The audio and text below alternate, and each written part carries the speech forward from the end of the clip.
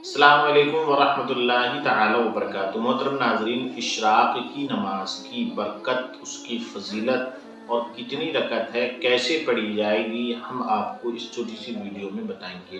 بسم اللہ الرحمن الرحیم، اللہ کے نام سے شروع جو نہایت مہربان رحم والا۔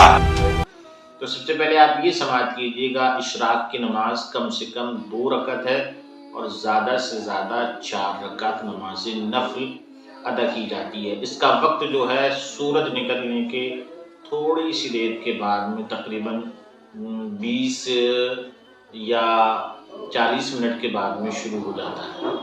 اللہ کے نبی صلی اللہ علیہ وسلم ارشاد فرماتے ہیں، جو شخص فجر کی نماز ادا کرنے کے بعد اسی جگہ پر ٹھہرا رہے، ذکر و اذکار میں مشغول رہے، تلاوت کلام اللہ میں مشغول رہے، پھر وہ 2 یا 4 رکعت نماز اشراق ادا کر لے تو اللہ تبارک و تعالیٰ اسے ایک حج اور ایک عمرے کا ثواب عطا فرمائے گا، اور اس کے گناہ معاف کر دیے جائیں گے، اگرچہ سمندر کے جھاگ کے برابر ہوں، اور وہ شخص شام تک تمام آفات و بلیات سے محفوظ رہے گا۔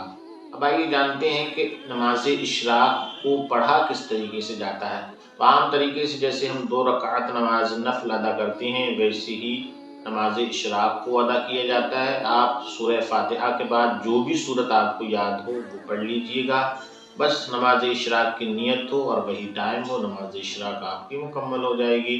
اب اگر کوئی شخص 2 نہیں بلکہ 4 پڑھنا چاہتا ہے تو 4 ایک ساتھ میں بھی پڑھ سکتے ہیں، لیکن بہتر یہ ہے کہ 2 کر کے 4 رکعت نماز نفل بنیت اشراق پڑھے، تو یہ تمام تر فضیلتیں اسے حاصل ہو جائیں گی۔ عزیزان گرامی، ساتھ ہی ساتھ نماز چاشت کی فضیلت و برکت اور اسے پڑھنے کا طور و طریقہ بھی سماعت کیجیے گا حضرات۔